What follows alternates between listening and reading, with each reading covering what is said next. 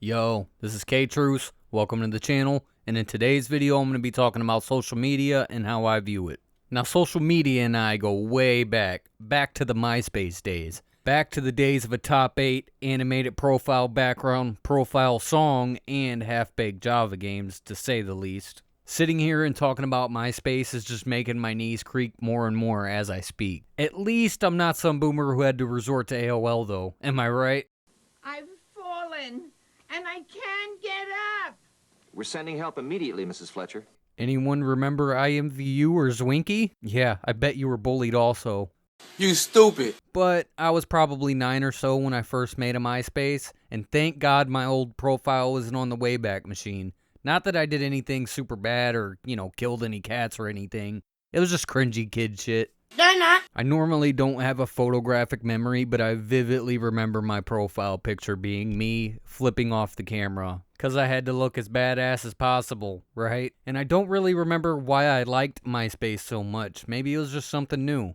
I think I was more addicted to trying to look cool and being funny than anything else. Funny thing about that is I don't talk or hang out with anyone I was trying to impress back then. How strange is that? Anyways, I loved pretty much everything else about MySpace. I liked how different each person's profile was in one way or another. It really helped keep things interesting and helped with diversity on the website. Oh, how he took Tom for granted. Now we get his less cool, much more socially retarded cousin, Zerk Muckerfuck. I was very reluctant to make a Facebook at first, and if we're looking through hindsight, I was right.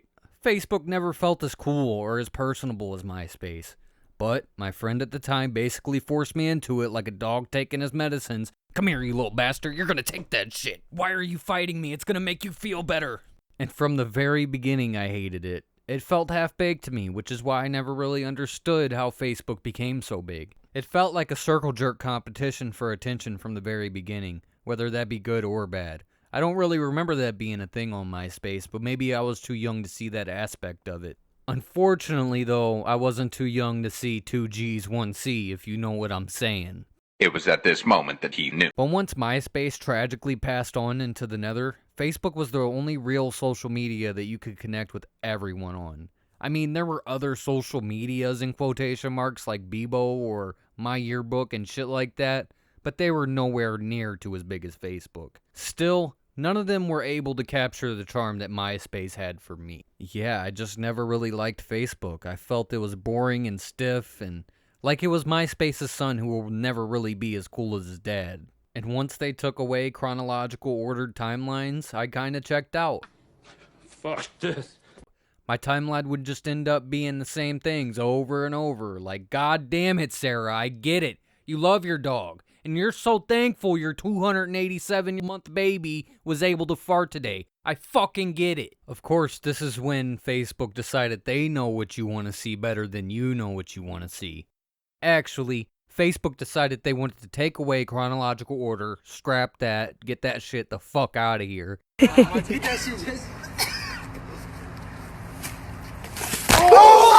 And show people things that would get their emotions going. Get them mad, get them pissed off.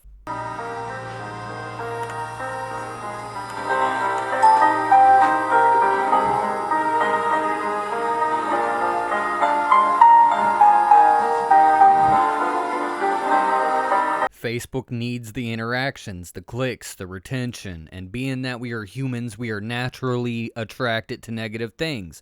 So they try and show us more negative things. Facebook doesn't care how they achieve the numbers, because when they go to show the stats to the investors, potential investors and shareholders, whatever you want to call them, these people only care about the numbers, not how they're achieved. Because at that point, it really doesn't matter. They got what they wanted, and that's your time. It's truly quantity over quality. Also, can I say, I just don't trust anyone who can scroll through the Facebook video service and be entertained. What the fuck is wrong with y'all? But anytime you like, mad face, dislike a post, it doesn't matter. Because you helped the numbers. You helped the shareholder get his 3rd yacht of the year.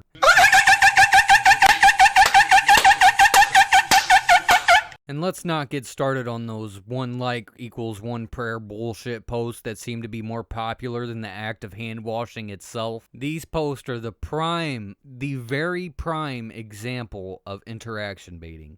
They gotta run those numbers up, baby. Oh, I need those likes. Give me those likes. Give me those comments. And I can't wait for the commercials 30 years from now that'll be like, if you or a loved one participated in a Facebook quiz to find out which popsicle flavor you might be, you may be entitled to financial compensation. Cheese and rice. How do people still support a company that literally thrives and lives like a parasite on their users' sensitive data? It's one thing if you're just tracking clicks and surface level stuff for advertisers, but they try to get every piece of info they possibly can. Million, likely. How many chunks of Facebook pixel code are there on non-Facebook web pages? Congresswoman, you're asking some specific stats that I don't know off the top of my head, but we can follow up with you and get back to you on all. Hello, welcome to the Fun Fact Checkpoint. Did you know that if you put your credit card numbers in the comments and like this video, it will unlock a special personalized happy ending just for you? Results may vary. See terms and conditions to see solutions. Of course, they can only get the info you decide to give. For example, I have not updated my number on Facebook in like 7 years because people, employers, and fucking Jenny from the block can easily search your number on Facebook and find your profile, and vice versa, I'm sure, if they tried hard enough. But not only do I not want them to find me really, I really don't want Fark Hunkerdoink and his data hoarding goons with my number.